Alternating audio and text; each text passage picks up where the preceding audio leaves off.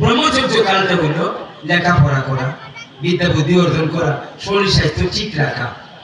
যারা যারা জীবনে উঠতি বয়সে নিজের মধ্যে দেহের মধ্যে কোনো স্খলন না ঘটায়, দেহটারে পুত পবিত্র রাখে, কথা বুঝাইতে পারছি, তাইলে তার আগামী অর্থাৎ গারস্থ জীবন, যে জীবনের জন্য তারা স্বপ্ন দেখে বিভিন্নখানে যায়, বিভিন্ন দৌড়াদৌড়ি করে, এই স্বপ্ন বাস্তবায়ন সামনে এমনিতেই চলে আসছে। কিন্তু আমরা অকালে সকাল করলে ক্ষতিগ্রস্ত হবে। এই দেহটাকে রক্ষা করতে হবে, বীর্যটাকে রক্ষা করতে হবে। যদি আমরা নিজেকে পুত পবিত্র রাখি না রাখি, তাহলে আমাদের গারস্থ জীবন খারাপ হবে। আমি যদি মনে করি আগের হিসাব করি, যদি 100 বছরের জীবন, তাহলে 25 বছর হইল ব্রহ্মচর্য কাল। এখানে লেখাপড়ার পাশাপাশি দেহকে সুগঠিত করা, এই যে গান বাজনা, যেই সব ছেলেরা 8-9 বছর বয়স থেকে শুরু করছে, তারাই কিন্তু পরিণত সময় এরা ভালো উস্তাদ। আর আমার মতো বুড়াকালে যারা গান ধরবো, যে কোনো কাজ, খেলাধুলা যাই কর, কোনো কিছুই সুচারুভাবে হবে না। তাই সময়ের কাজ সময়ে করতে হবে। আমি মনে করতেছি এই বিবাহ হওয়ার আগে যদি আমার মনে ভিতরে বিবাহ ঢুকে যায়, তাহলে তার পরিণতি ভালো হবে না। আমাদের প্রত্যেকটি যুবক ছেলের কাছে আমার একটাই কথা, ইয়াং ছেলেদের কাছে আমার একটাই কথা, এই কথাগুলি আমাদের সাধারণত বলা হয় না। আমি বলবো তোমাদের দেহটাকে পবিত্র রাখবা। আমি আমার মেয়েদেরও বলবো, তোমাদের শরীরে যেন কোনো স্পর্শ না লাগে, তোমরা নিট এন্ড ক্লিন থাকবা, তোমরা সেকেন্ড হ্যান্ড হইতে যাইবা না। বাজার থেকে বাজারে যেমন কাপড়গুলি বাস করা থাকে, প্যাকেট থাকে, ইনটেক থাকে, তোমাদের দেহটাকেও ঠিক সেইভাবে ইনটেক রাখবা। এইটা হলো আমার তাত্ত্বিক কথা। যদি আমরা যৌবনে আমাদের দেহটাকে আমরা ক্ষতিগ্রস্ত না করি, তাহলে বার্ধক্যে কষ্ট হওয়ার কোনো কথাই নেই। তারপরে মনে করেন যৌবন কাল আসলো, এটা প্রত্যেকে, এটা কোনো লজ্জার কিছুই না। বাবা ছেলেকে বিয়ে শাদী করাইলো, আলাদা ঘর বানাইয়া দিল, সবই আমরা জানি। কিন্তু এরপরে যে কথাটা হইব, সেই কথাটা হইব, এটা একটা নির্দিষ্ট সময় আছে। আমাদের প্রত্যেকের নিয়ম হইল সন্তান সন্ততি জন্ম দেয়া, যে শ্রীমদ ভগবত গীতায় এই কথাটা আছে, প্রজাতিষ্ঠা পূর্বাচ প্রজাপতি। কারণ আমাদের যদি সন্তান সন্ততি জন্ম না নেয়, তাহলে আমাদের এই ধারাবাহিকতা রক্ষা পাইতে না। অতএব আমাদের বাচ্চা কাচ্চার দরকার আছে, এবং তারকে আমরা লেখাপড়া করে মানুষ করা। এক সময়ে আমি আস্তে আস্তে আমি সংসার ছেড়ে দেব, এটার কয় বানপ্রস্থ। বানপ্রস্থ হইল আস্তে আস্তে সংসার থেকে অমনোযোগী হওয়া, তাদের কাছে আস্তে আস্তে বুঝাইয়া দেওয়া, ক্ষেত জায়গা জমি, তারপরে আপনার কাগজপত্র সবগুলি উত্তরাধিকারীদের বুঝিয়ে দেওয়া। এখন আমি আস্তে আস্তে ভগবত দিকে যাবো, সংসার আমি আস্তে আস্তে ত্যাগ করব। এরপরে এই বানপ্রস্থ যাবে 75 পর্যন্ত, এরপরে চলে আসবে সন্ন্যাস। সন্ন্যাস কি বনে যাওয়া না, আমি ঘরে আছি কিন্তু আমার মনের ভেতরে সংসার নাই। আপনারা যদি এখন সংসার ধরে রাখতে চান, তাহলে মান সম্মান থাকতে হবে। এখন যা ইচ্ছা তা হবে, কি করবে, কাদের লোকের মতো থাকেন, সবের মধ্যে আছেন কিন্তু ভেতরে নাই। খাওয়ান দিলে খাইবেন, না দিলে নাই, কোনো ঝামেলায় যাইবেন না। আমি আমার শাশুড়িদের বলি, আমার দিদিদের বলি যে এখন আপনাদের কর্তৃত্ব চাইরা দেন, সুদার কথা। এখন ঠাকুর ঘরে যায়, খাওয়ান দিলে খায়, না দিলে নাই, সুদার কথা। দেখবেন ভালো থাকবেন।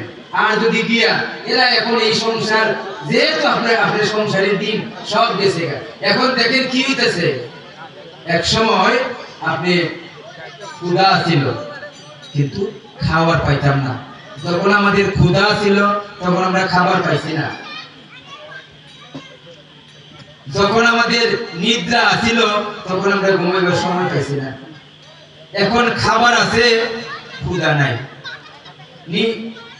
বিছনা আছে, নিদ্রা নাই। বার্ধক্য জীবনটা এত কষ্টকর, এই কষ্টের মতো এটা তারাই বুঝতে পারবে। তাই তো একটি কথা আছে যে জন্মের কষ্ট জানে মায়, আর মৃত্যুর কষ্ট জানে গায়। শরীরে জানে মৃত্যু যন্ত্রণা কত কষ্ট করে। এই বার্ধক্য জীবনে আমাদের দেহের যে কত কষ্ট। অতএব দেহ থাকিতে সবল, হরে কৃষ্ণ বল, অঙ্গ অবশ্যই লইতে পারবে না। এমনকি ভগবত নাম করা বা শ্রবণ করা বা আলোচনা করা কোনোটাই বার্ধক্যে সম্ভব না। বার্ধক্য জীবনটা কোনো কাজেই লাগে না। তাই আমাদের এই কথাটা মনে রাখতে হইব যে আমরা যেন সময় থাকতে আমরা পথ ধরি। আমরা যদি আমাদের সন্তানদেরকে ভগবতমুখী করি, তাদেরকে ঈশ্বরমুখী করি, তাইলে আমাদের এই সন্তানরা বৃন্তচ্যুত হবে না। ভয়ঙ্কর অবস্থা তার দিকে যাচ্ছে। আপনারা কান পুরা রাখছেন কিনা জানি না, আমি এত বিস্তারিত বলতে চাই না। প্রত্যেকটা মেয়ে ছেলেকে ভগবতমুখী করেন, তাদের দিয়ে আপনারা পূজা সন্ধ্যা করান, পূজা অর্চনা করান, তারা যেন পূজা পার্বণ করে। প্রত্যেকটা মেয়ে যেন ঠাকুর ঘরে যায়, তারা যেন বুড়া মানুষ গিয়ে খালি ঠাকুর ঘরে যাইব তা না, বাচ্চারাও যাইব, সেখানে তারা ভগবত নাম করবে। কারণ ভগবানের সাথে যুক্ত থাকলে আর অন্য পথে যাওয়ার কোনো কারণ থাকে না। আমি আপনাদের বলবো, আপনাদের মধ্যে যদি কোনো বৈষম্যতা থাকে তাহলে অন্তত ওই এই রাখাল তলার মাধ্যমে, এই উৎসবের মাধ্যমে আপনারা এইগুলোকে ছোট করে নেন। আপনাদের আমি ইয়াংদের বলবো, তরুণদের বলবো, তোমরা কোনো অবস্থায় এই সামাজিক বিচ্ছেদের বা বিবর্তনের মধ্যে তোমরা যেতে যাইবা না। উৎসব করতেছো, যারা দায় দায়িত্ব নিয়ে আসো, তারা তাদের মধ্যে কোনো অহংকার থাকতে পারবে না। তোমরা একজন যদি না আসে 5 বার যাইবে তার বাড়ি। তোমাদের ভাষা দিয়া, তোমাদের মুখের মধ্যে এই কথা আছে, একটি কথা দিয়া জগৎকে জয় করা যায়, আবার একটি কথা দিয়া আমি আপনাকে এখান থেকে উঠাই দিতে পারবো। কবিদের কর্তা আপনার কথা আর শুনতে চাই না, সত্য না? একটি কথা দিয়ে আমি আপনাদেরকে বিভ্রান্ত করতে পারবো। অতএব কথা বলা খুব কঠিন ব্যাপার। কানের কাজ কি শোনা, চোখের কাজ দেখা, কিন্তু জিহ্বার কাজ দুইটা। এটা কথাও বলে আবার স্বাদ বুঝে।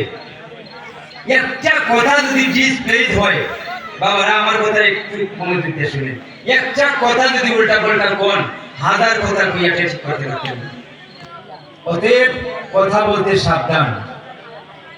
আর জিহ্বার কারণে আমাদের অনেক সমস্যা হয়।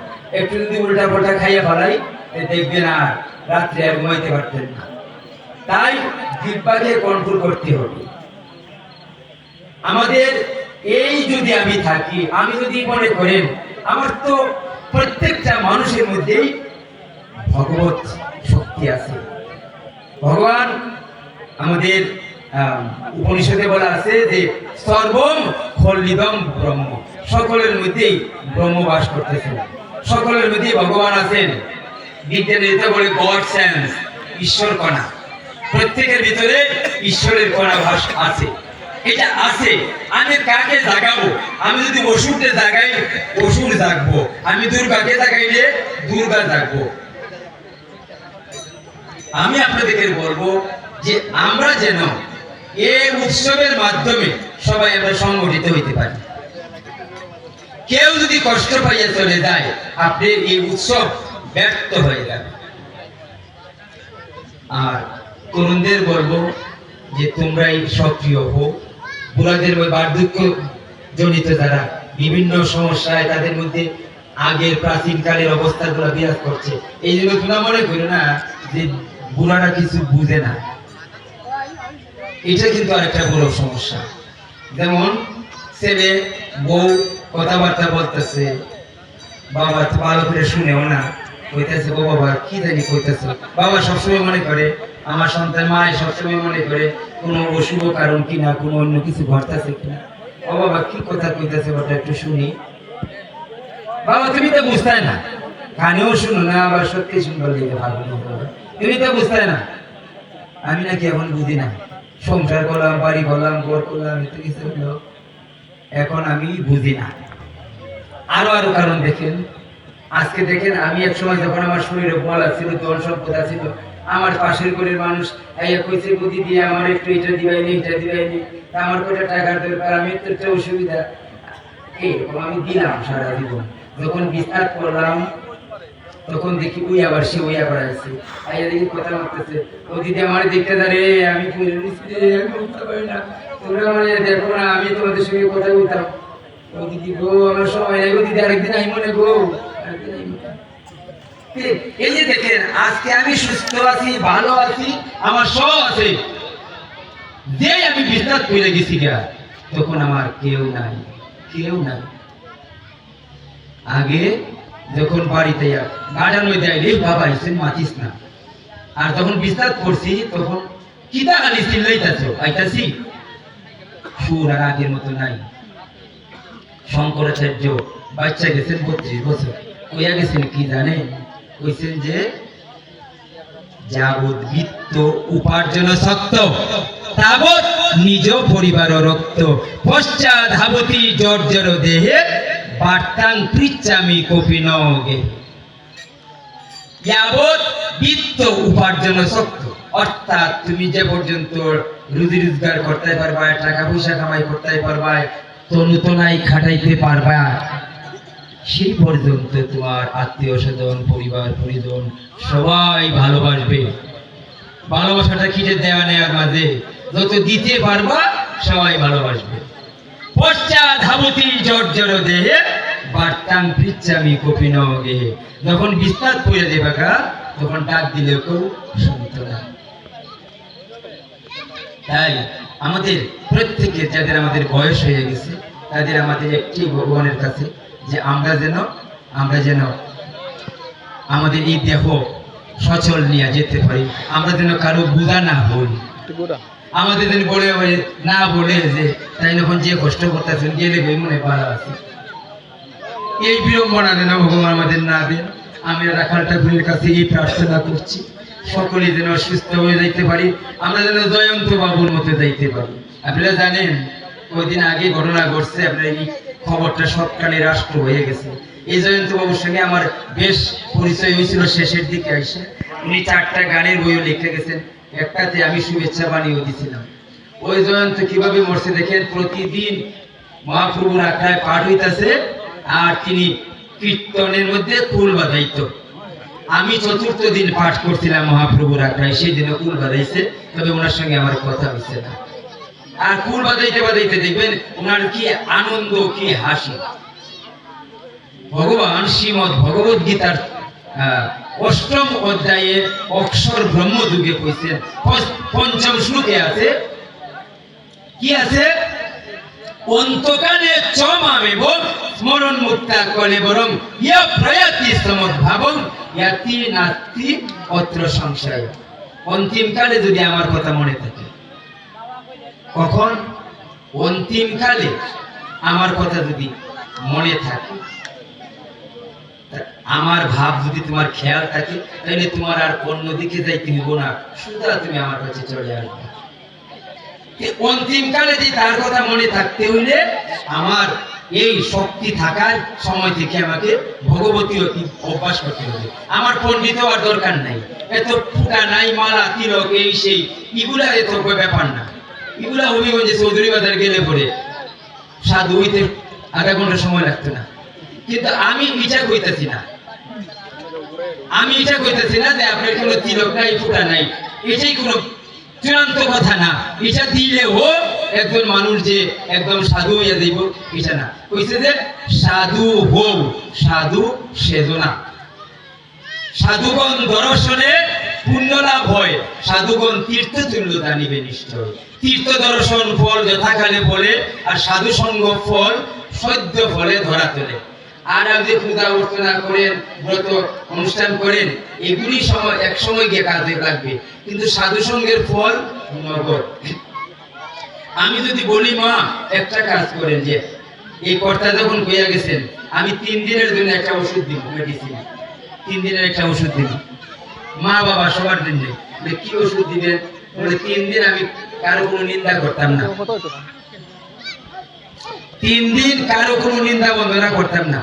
যদি ভালো কাজ হয় তাহলে 1 সপ্তাহ, এরপরে যদি হয় 15 দিন, এরপরে 1 মাস, এরপরে 3 মাস, 6 মাস, 1 বছর, এরপরে দেখবেন কেউ যদি আপনার সামনে নিন্দা বন্দনা করে, আপনি যখন বোন তুমি তা বাদ দিও, তোমার এটা আমি শুনতাম চাই না। ভগবান আমাদের কান দিয়েছেন ভগবত কথা শোনার জন্য, আজে বাজে কথা শোনার জন্য না। এই কান কিন্তু ওই দিন বন্ধ হয়ে যাইতে পারে, এরপরে ইচ্ছা থাকলেও শুনতে পারতাম না। আমার এগুলি মনে রাখতে হইব, আমার কথা নগদ, বাকি নাই। আমার এই চোখ ভালো জিনিস দেখার জন্য, বাজে জিনিস দেখার জন্য না। বাজে জিনিস চোখে দেখলে চোখের পাওয়ার আস্তে আস্তে জুতি নষ্ট হয়ে যায়। একদিন যখন চোখ চলে যাবে তখন আর চিৎকার দিয়ে আর এটা ফিরে আনতে পারতেন না। তাই ভগবান আমাকে মুখ দিছেন ভগবত কথা বলার জন্য, বাজে কথা বলার জন্য নয়। আমরা যদি এইভাবে যদি আমার নিজের এই দেহটাকে, এখানে আছে শরীরী পূর্বাস, কাম, ক্রোধ, লোভ, মোহ, মদ, মাৎসর্য, এগুলি আমাদের মধ্যে থাকবে। ভগবান সকলের মধ্যে এইটা দিচ্ছেন, কিন্তু এটা যেন আমার নিয়ন্ত্রণে থাকে। ক্রোধ থাকবে না, এটা কোনো কথা না, আমি রাগ করবই না। একজন আমাকে যা তা বলে যাবে, আমাকে পিটাবে, মারবে, আর আমি কোনো প্রতিবাদ করতাম না, এটা হয় না। ভগবান শ্রীমদ ভগবত গীতার 2য় অধ্যায়ের 3 নম্বর শ্লোকে কইছেন, কি কইছেন? লৈপং মাসমগম পার্থ নয় তত্ত্বই উপবৈদ্যতে শুদ্রং হৃদয় দুর্বল্যং তত্ত্বুত্তিষ্ঠ পরন্তপ। আমি বলবো বাবারা, তোমরা কিন্তু ন্যায় যেখানে থাকবে, এখানে জীবন বাজি রেখে হলে তার প্রতিবাদ করবা, মাথা নত করে আসবা না। অন্যায় করলে চলে আসবা, ন্যায়ের পক্ষে তোমরা থাকবাই, দেখবা ভগবান তোমাদের সহায় হবে। তোমাদের মধ্যে যে ক্ষমতা ভগবান দিচ্ছেন, তোমার মধ্যে যে ক্ষমতা, আমার মধ্যে সেই ক্ষমতা, সবার মধ্যে এই ক্ষমতা, আমি কেন আমি দুর্বল হয়ে যাব? আরেকটি কথা, আমি কোনো কথার দিকে যাইতে পারতেছি না, আমি এই কথাটাই বলতেছি যে আমাদের ইন্দ্রিয়গুলোকে আমরা দমন করব, আমি তাদেরকে আমার নিয়ন্ত্রণে রাখবো। আপনারা দেখেন তো, আগুন যদি মনে করেন এখন একটা বনের গাছে লাগাই দেন, ইচ্ছার থেকে দইরা আস্তে আস্তে গড় বাড়ি করে আস্তে গ্রাম ফিরে দিতে পারবো। যদি আপনাকে এটা নিয়ন্ত্রণ না করতে পারেন, করতে পারবে না। একটা মেসের কাঠির আগুনে একটা গ্রাম জ্বলে দিতে পারে না? কিন্তু ওই মেসের কাঠির আগুনে আমার মায়েরা রান্না বান্না সব করে। এমনকি দেখবেন এখন এগুলো কমে গেছে, নেড়া দিয়া বন দিয়ে রাখতেছে, একদম এবার চুলাটা এইভাবে ছিটি দিয়ে রাখছে, একটু একটু করে চুলার ভিতরে দিতেছে, সুন্দর রান্না হইতেছে, সুন্দর গান সিদ্ধ হইতেছে। কেউ কি দৈবে ঘুরে মরছে? কিন্তু ওই আগুনে সব জ্বালাই দিতেছে। কিন্তু ওই আগুনে যদি আপনি নিয়ন্ত্রণ করতে পারেন, তাইলে সে আপনার কথা শুনবো। এটাই তো হচ্ছে। তাইলে আমার মধ্যে যে রিপুগুলি আছে, সেইগুলিকে আমি আমার নিয়ন্ত্রণে রাখবো, এটি হলো মূল কথা। আমি এমন রাগ করবো না যে আমার কাপড় চোপড়ের জ্ঞান না থাকে, এমন রাগ করবো না আমার কোনো জ্ঞান, আমি কারে কোন কথা বলতেছি বড় ছোট জ্ঞান থাকে না, আমার বাবার সমান, আমার কাকার সমান, যেটার সমান লোকের সঙ্গে, বড় ভাইয়ের মতো মানুষের সঙ্গে আমি কথা বলতেছি। কারণ যখন এটা চলে জায়গা তখন আর উস থাকে না। তাই যেইভাবে হোক যাতে আমার এটা যত্রতত্র জায়গা না ওঠে। তাইলে দেহ তো বিষয়াং পুংস সংগস্তে সুপদায়তে সংঘাত সংজায়তে কাম কামাত ক্রোধ বিদায়তে ক্রোধাৎ ভবতি সম্মোহ সম্মোহ স্থিতি বিভ্রম স্থিতি ভ্রংসাৎ বুদ্ধিনাশাৎ পরিষ্যতি। একটা থেকে দেখেন বিষয় চিন্তা করতে করতে ওই যে সামান্য বিষয় নিয়ে একটু জায়গা, একটু জমি, একটু আরে আপনার আসে দান খাই দিতে, এটা উনি ভিত্তি কইরা মারামারি, কোনাকুনি, জেল, জরিমানা। এটা আমি ওই সূত্রের মেধে কথা, রাষ্ট্রীয় যে পরিবর্তন, এটা ওই দুইটা শ্লোকের ভিতরে বান্ধা। একটা কথার কারণে এই পর্যন্ত হয়ে যায়। একটা কথা একজন মানুষকে ভয় রাখতে পারবেন, একটা কথা দিয়ে তারা এখান থেকে দাঁড়াইতে পারবেন। আপনার মধ্যে এই মহাশক্তি আছে, এই মহাশক্তিকে আপনি কোন কাজে লাগাইবেন?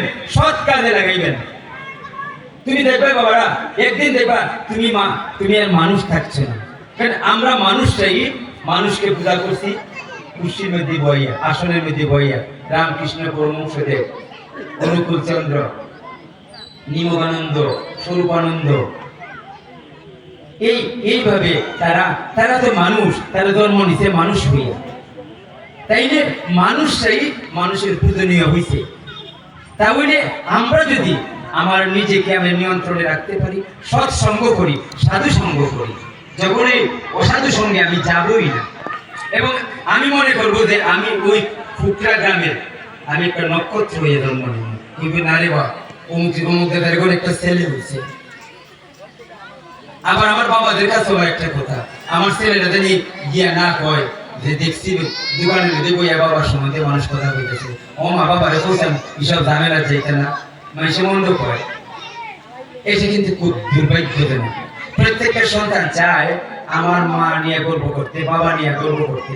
তাইলে আমরা এইটাতে সাবধান হব। আমরা কোনো অবস্থায় আমাদের ছেলে মেয়েদের, আমাদের আর কিছু না হইলেও আমাদের ছেলে মেয়েদের জন্য হইলেও আমাদের সৎ থাকতে হবে, ভালো থাকতে হবে, ভালো পথে থাকতে হবে, ভালো মতি থাকতে হবে, ভালো গতি, ভালো মতিতেই ভালো গতি। আমি আপনাদের সঙ্গে আর কথা হবে কি না হবে জানি না। আমি ওই কথাটি অনেকেই শাস্ত্রীয় কথা বলেন, রাধা কৃষ্ণের কথা আছে, ভাগবতীয় কথা আছে, অনেক আলাপ আছে। এগুলি সারমর্ম, এগুলি মূল জিনিসটা হইল আপনার এইটা।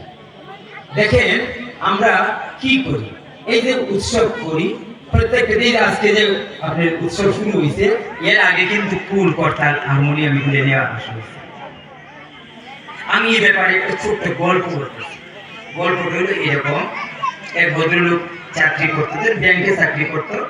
ওই লোক চাকরি করতো, এই চাকরি যারা করে তাদের কলিকাতা থাকে, তাদের সঙ্গে চাকরি করে। এখন দেখা গেল একদিন তারা যে পাশে বইয়ে কাজ করে, এখন ওই তার পাশের টেবিলের দাদার মনটা খারাপ, মনটা খুব চোখ, মানে চেহারাটা খুব কালো। জিজ্ঞাসা করলেন, ও দাদা আপনার মনটা খারাপ, কি হয়েছে দাদা? বলে, না রে ভাই, আমার